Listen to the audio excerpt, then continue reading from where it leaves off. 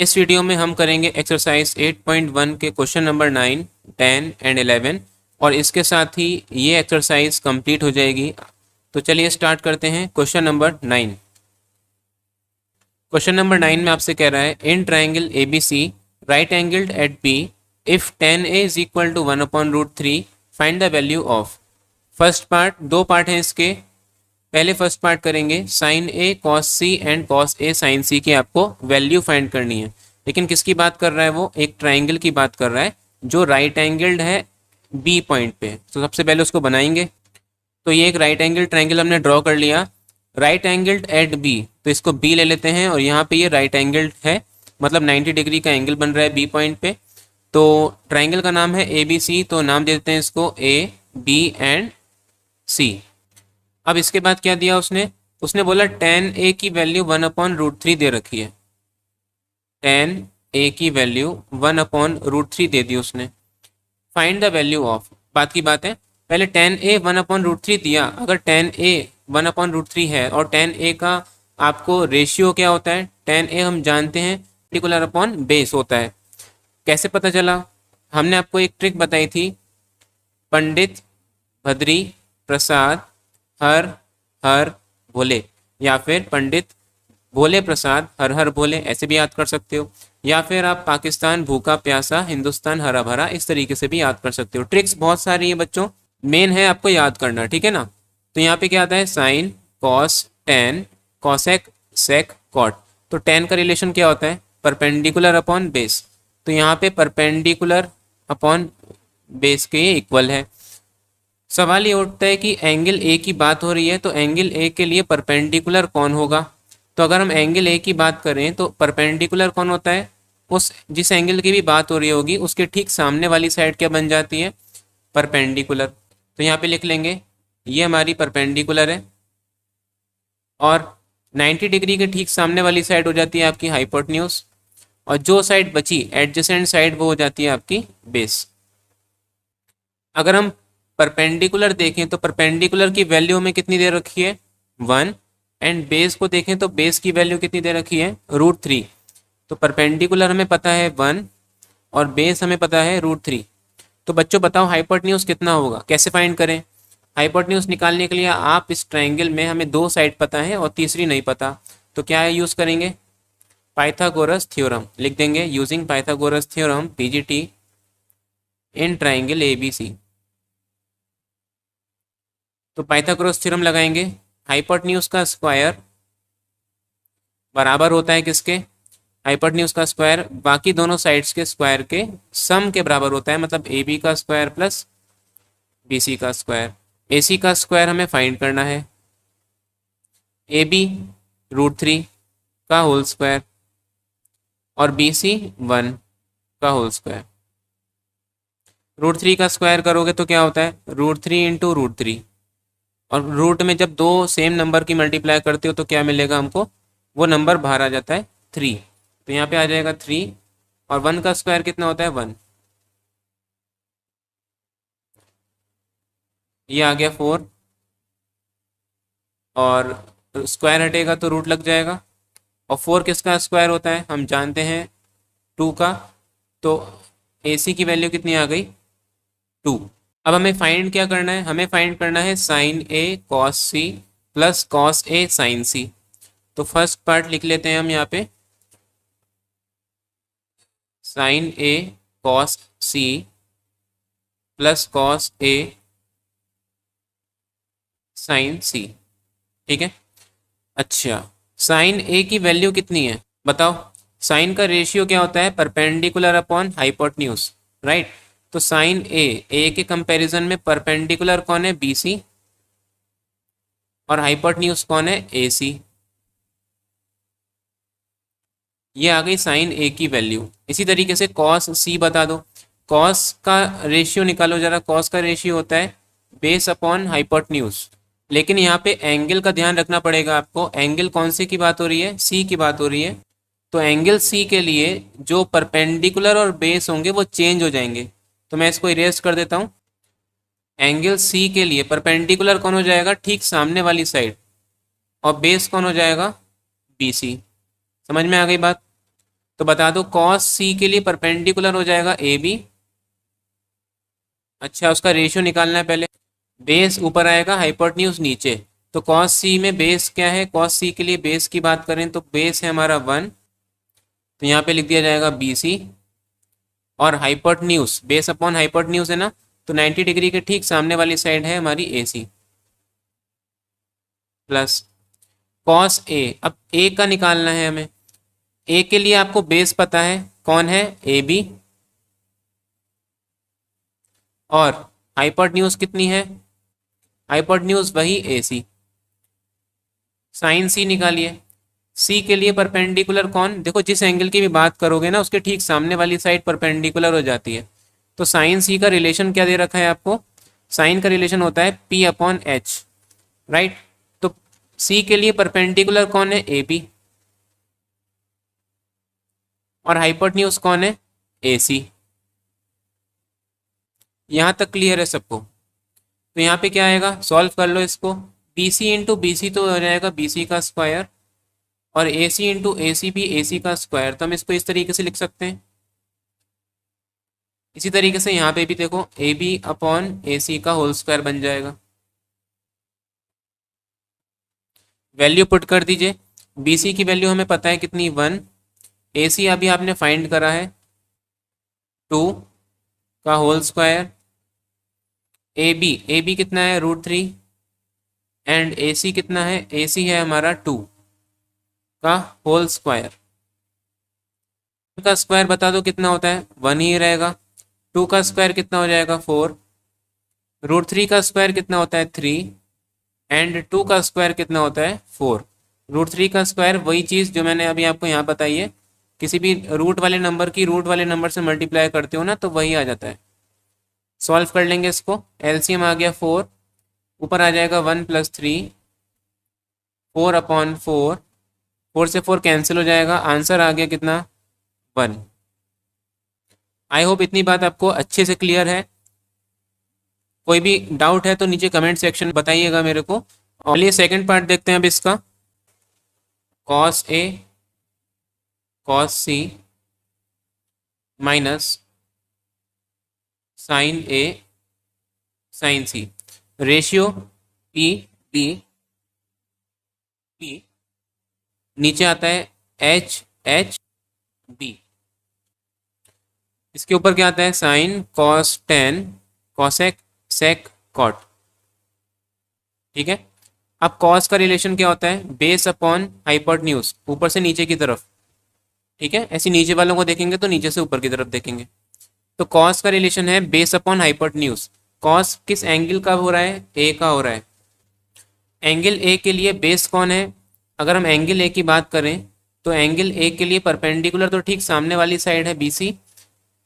Hypotenuse तो वो आपको पता ही है, ए सी ही रहेगी। और बेस क्या बन जाएगा, ए बी। तो बेस अपॉन हाइपोटेन्यूज होता है, इसका मतलब कॉस ए की जगह पे आएगा बेस मतलब ए बी, और हाइपोटेन्यूज की वैल्यू कितनी है, ए सी। लिख लेंगे ए सी। ऐसी कॉस सी निकालिए। अब सी की बात करें अगर, तो सी के लिए बेस कौन है, सामने वाली साइड होती है परपेंडिकुलर, बेस हो जाएगा बी सी, और हाइपोटेन्यूज हो जाएगा ए सी। माइनस साइन ए, साइन का रिलेशन होता है perpendicular upon hypotenuse, perpendicular upon hypotenuse. तो एंगल ए के लिए परपेंडिकुलर कौन था, एंगल ए के ठीक सामने वाली साइड बी सी, और हाइपोटेन्यूज कौन था, ए सी। साइन सी, साइन सी के लिए परपेंडिकुलर कौन, ए बी, और हाइपोटेन्यूज कौन, ए सी। आई होप इतनी बात क्लियर है। मल्टीप्लाई कर लीजिए इसकी, ये आ जाएगा A B into B C upon A C into A C क्या हो जाएगा, ए सी का स्क्वायर। ऐसे यहाँ पे बताइए, B C into A B ऊपर आ जाएगा और नीचे आ जाएगा ए सी का स्क्वायर। वैल्यू लगा देंगे, ए बी की वैल्यू है √3, बी सी की वैल्यू है 1, ए सी का स्क्वायर करना है मतलब 2 का स्क्वायर हो जाएगा। बी सी की वैल्यू है 1, ए बी की वैल्यू है √3, और नीचे आ जाएगा 2 का स्क्वायर। ये आ जाएगा √3 इंटू 1 √3 ही होता है, और 2 का स्क्वायर 4, √3 अपॉन 2 का स्क्वायर 4। दोनों सेम वैल्यूज हैं, दोनों कैंसिल हो जाएंगे, आंसर कितना आ जाएगा 0। था इजी क्वेश्चन। यहाँ तक वीडियो पसंद आई, क्वेश्चन समझ में आए तो प्लीज़ वीडियो को एक लाइक कर दीजिए अभी, और चैनल पे नए हैं, पहली बार देख रहे हैं इस वीडियो को, तो सब्सक्राइब करना मत भूलिएगा। चलिए नेक्स्ट क्वेश्चन देखते हैं आप। नंबर 10 में आपसे क्या कह रहा है, in triangle P Q R right angle at Q, एक ट्राइंगल की बात हो रही है पी क्यू आर, जो कि क्यू पॉइंट पे या क्यू वर्टिस पे 90 डिग्री का एंगल बन रहा है, जिसमें आपको क्या बोला उसने, पी आर और क्यू आर का सम 25 दे रखा है और पी क्यू हमें 5 दे रखी है। अच्छा, पी क्यू हमें दे रखी है 5 और पी आर और क्यू आर का सम दे रखा है कितना, 25। चलिए ठीक है। उसके बाद बोलता है कि determine the values of sine P, cos P and tan P. आपको इन तीनों की वैल्यू फाइंड करनी है। इन तीनों की वैल्यू फाइंड करने से पहले आपको पहले तो तीनों साइड निकालनी पड़ेंगी इस ट्राइंगल की। तो ये दिया है और ये दिया है, इसका हमें यूज करके क्या करना पड़ेगा, सबसे पहले तीनों साइड्स को फाइंड करना पड़ेगा। एक साइड आपको पता है पी क्यू 5 सेंटीमीटर, बाकी दोनों भी हम फाइंड करेंगे। कैसे करेंगे, लिख लेते हैं। सबसे पहले हमें दिया है उसने P R plus Q are 25 centimetre, इसे ले लेते हैं फर्स्ट इक्वेशन। समझना बात को, अगर हम इस ट्राइंगल में पाइथागोरस थ्योरम लगाएं using Pythagoras theorem in triangle P Q are, क्या होती है पाइथागोरस थ्योरम, हाइपोटेन्यूज का स्क्वायर मतलब पी आर का स्क्वायर बराबर होगा किसके, पी क्यू के स्क्वायर और क्यू आर के स्क्वायर के सम के बराबर होगा, राइट। अब यहाँ पे देखो पी आर और क्यू आर, अगर हम क्यू आर को लेफ्ट हैंड साइड में ले आए तो माइनस में आएगा, ले आते हैं, ये आ जाएगा पी आर का स्क्वायर माइनस क्यू आर का स्क्वायर इक्वल में क्या रह गया, पी क्यू का स्क्वायर। समझ में आ गई बात। सबसे पहले मैंने पाइथागोरस थ्योरम लगाया यहाँ पे, उसके बाद में क्यू आर के स्क्वायर को लेफ्ट हैंड साइड में ले आया माइनस में। अच्छा, ए स्क्वायर माइनस बी स्क्वायर, हम जानते हैं, हम सब जानते हैं, हमने सबने पढ़ा है कि A square minus B square जो आइडेंटिटी होती है, एल्जेब्रिक आइडेंटिटी, उसका फॉर्मूला क्या होता है, A plus B and A minus B, right. तो यहाँ पे देखो ए की जगह कौन है, पी आर, और बी की जगह कौन है, क्यू आर। तो यहाँ पे लगा देंगे, ये बन जाएगा P R plus Q are एक ब्रैकेट में और P R minus Q are दूसरे ब्रैकेट में, इक्वल में क्या रहेगा, इक्वल में आएगा पी क्यू का स्क्वायर, ठीक है। या एक काम करते हैं, हम पी क्यू की वैल्यू यहाँ पे लगा देते हैं, तो पी क्यू की जगह मैंने 5 लगा दिया है, 5 का स्क्वायर हो गया, ठीक है। अच्छा, अब देखो क्वेश्चन में उसने क्या बोला था, इक्वेशन फर्स्ट में उसने बोला कि पी आर और क्यू आर का सम कितना दे रखा है आपको, 25 सेंटीमीटर दे रखा है। तो पी आर और क्यू आर के सम की जगह पे 25 लगा सकते हैं हम, तो इस पूरे की जगह पे क्या आ जाएगा, 25 आ जाएगा। तो यहाँ पे लिख देंगे 25 और P R minus Q R as it is, और इक्वल में भी क्या आएगा 25। समझ में आ गई बात। इस 25 को राइट हैंड साइड में भेज देंगे, इस यहाँ पे मल्टीप्लाई में लगा इक्वल में जाएगा तो डिवाइड में चले जाएगा, तो आ जाएगा P R minus Q R is equal to 25 upon 25। 25 से 25 कैंसिल हो गया 1 टाइम्स, तो P R minus Q are की वैल्यू कितनी मिल गई हमको, 1 मिल गई। अब इसे ले लेते हैं हम सेकंड इक्वेशन। अब अगर हम फर्स्ट और सेकंड इक्वेशन को सिंपल ऐड कर लें तो क्या होगा, देखो पी आर, या एक काम करते हैं लिख लेते हैं यहाँ पे, adding equation 1 and 2,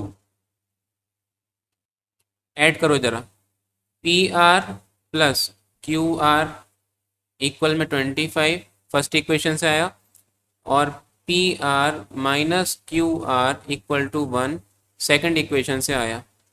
simple add करेंगे इसको तो ये कैंसिल हो जाएगा, पी आर और पी आर मिलके क्या बन जाएंगे, 2 पी आर, और 25 और 1 मिलके क्या बन जाएंगे, 26।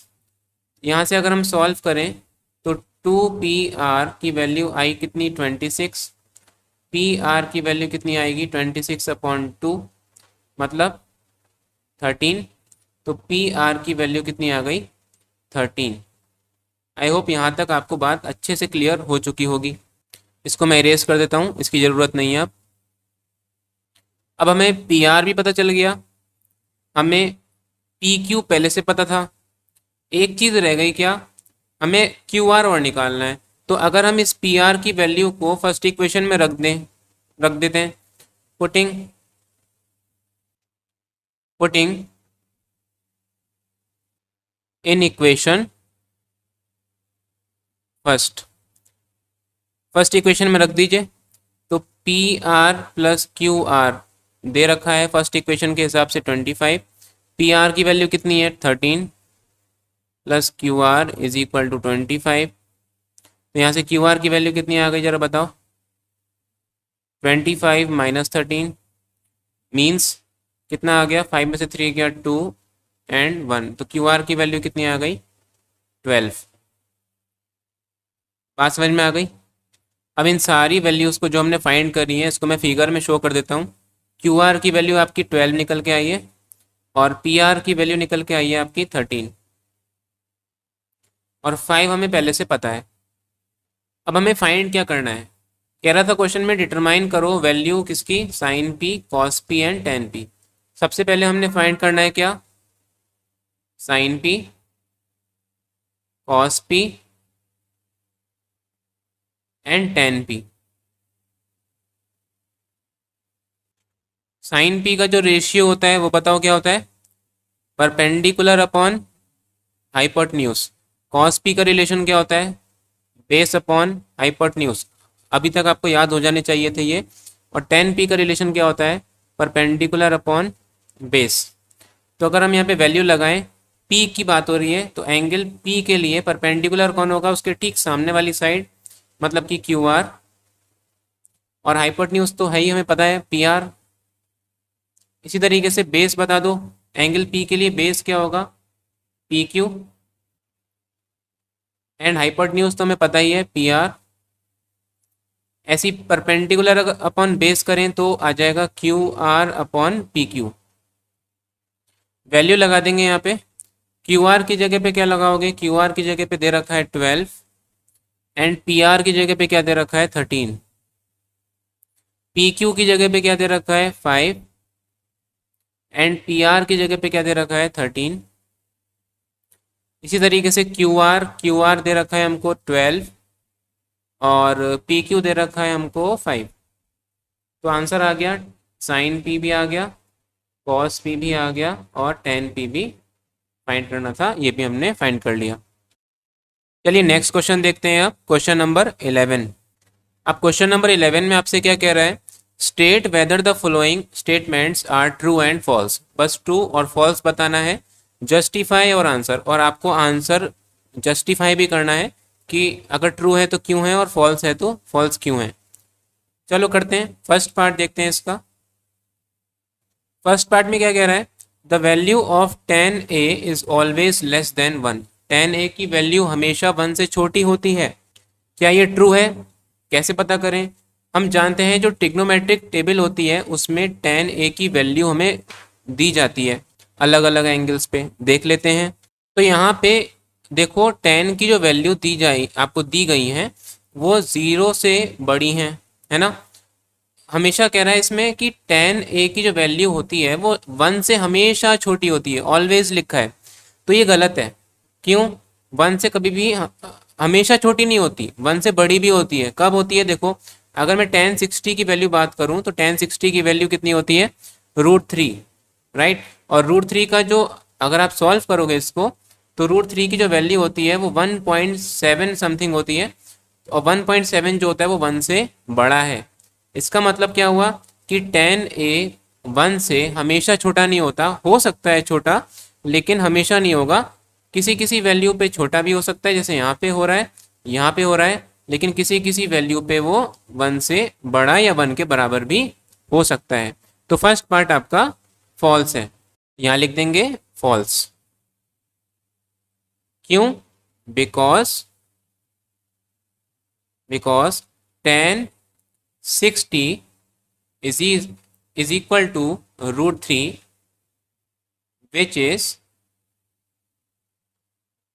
greater than 1।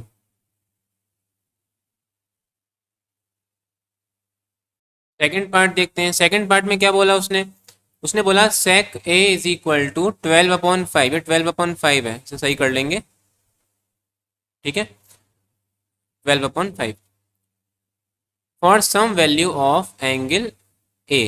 कह रहा है sec a की वैल्यू जो है वो 12/5 हो सकती है किसी भी एंगल ए के लिए। तो हम जानते हैं कि जो सेक का रिलेशन होता है, सेक का रेशियो होता है, वो कितना होता है? वो कॉस का उल्टा होता है ना। मतलब कॉस का रिलेशन होता है बेस अपॉन हाइपोटेन्यूज, और तो सेक का कितना हो जाएगा? सेक का होता है हाइपोटेन्यूज अपॉन बेस। इसका मतलब क्या कि हाइपोटेन्यूज हमारी 12 हो जाएगी और बेस हमारा 5 हो जाएगा। तो अगर हम इसको सॉल्व करें राइट एंगल ट्राइंगल में, मान लो ए ये है, बी पे 90 डिग्री बन रहा है और सी हमारा ये 90 डिग्री के ठीक सामने हाइपोटेन्यूज दे रखी है हमको कितनी? 12, और बेस हमें कितना दे रखा है? 5।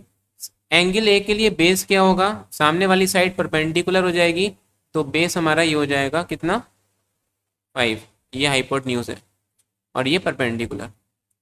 तो अब निकाल के देख लीजिए बी सी। कैसे निकालते हैं? बाय पीजीटी, पाइथागोरस थ्योरम लगाएं अगर हम यहाँ पे, तो ए सी का स्क्वायर निकालें अगर, तो पता चलेगा ए बी का स्क्वायर प्लस बी सी का स्क्वायर। ए सी का स्क्वायर दे रखा है 12, ए बी का स्क्वायर दे रखा है हमको 5 का स्क्वायर, और बी सी का स्क्वायर हमें फाइंड करना है। 144, 25, बी सी का स्क्वायर। 25 को लेफ्ट हैंड साइड में ले आओ। 144 minus 25 is equal to B C का स्क्वायर। बी सी का स्क्वायर कितना आ गया? 144 में से 25 माइनस करेंगे तो बचेगा 119। बी सी की वैल्यू कितनी आ गई? 119 का रूट। अच्छा, 119 किसी का भी रूट नहीं होता है, तो इसका बी सी की जो वैल्यू है वो 119 ही रहेगी। तो बी सी की वैल्यू 119 हो सकती है, बिल्कुल सही है। तो हमारा जो रिलेशन है सेक ए का 12/5 वो बिल्कुल सही है। अगर यहाँ पे रूट में कोई नेगेटिव नंबर आ रहा होता, ठीक है ना, तो यहाँ पे ये रिलेशन जो था ये गलत हो जाता उस केस में। समझ गए बात को? तो यहाँ पे लिख दिया जाएगा यस इट इज ट्रू। ये ट्रू है, सेकंड वाला पार्ट आपका ट्रू है। थर्ड वाले पार्ट में क्या कह रहा है? cos A is the abbreviation used for cosecant of angle A। cos A जो होता है वो कॉसेकेंट का एब्रीविएशन है, बिल्कुल गलत। cos A जो होता है ना वो कोसाइन से आया है, कोसाइन से आया है, कोसाइन ऑफ A। अगर मैं कॉसेकेंट की बात करूं, कॉसेकेंट अगर ए का है, इसका मतलब मैं किस एंगल की बात कर रहा हूँ? कॉसेक की बात कर रहा हूँ, ठीक है। तो ये गलत है, फॉल्स है, ये यहाँ पे लिख देंगे फॉल्स। फोर्थ पार्ट देखते हैं। Cot A is the product of cot and A, बिल्कुल गलत। कॉट ए का मतलब ये नहीं होता कि आपने कॉट की मल्टीप्लाई ए से कर दी है, ये पूरा एक टर्म है ना, ये फॉल्स है, ऐसे नहीं लिख सकते आप इसको, गलत है ये।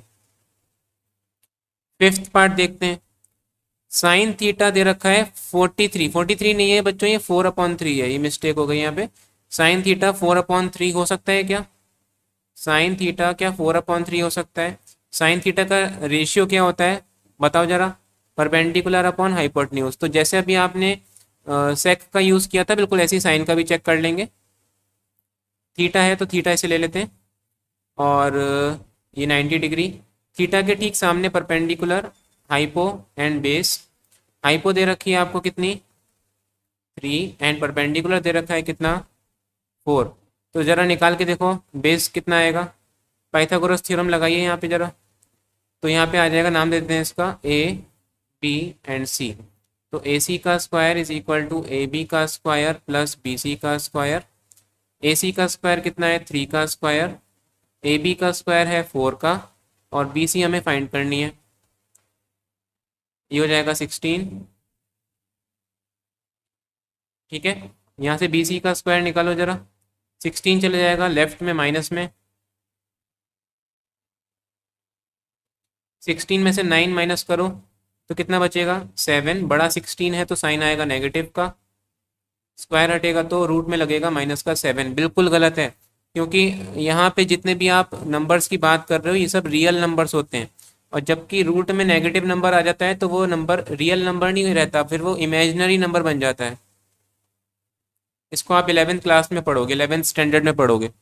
इसका मतलब क्या कि साइन थीटा जो है 4/3 नहीं हो सकता, गलत है ये। आगे बात समझ में? क्यों? मैंने आपको पहले भी बताया, रूट के अंदर कभी भी नेगेटिव नंबर नहीं आना चाहिए, अगर आ जाता है तो फिर वो रिलेशन गलत है।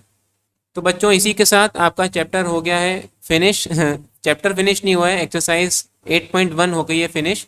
अगर समझ में आई तो प्लीज़ वीडियो को लाइक, और नए हो चैनल पे तो चैनल को सब्सक्राइब करना बिल्कुल भी मत भूलना, ठीक है ना? क्योंकि आगे जितनी भी एक्सरसाइज आने वाली हैं वो सब इसी चैनल पे मिल जाएंगी आपको।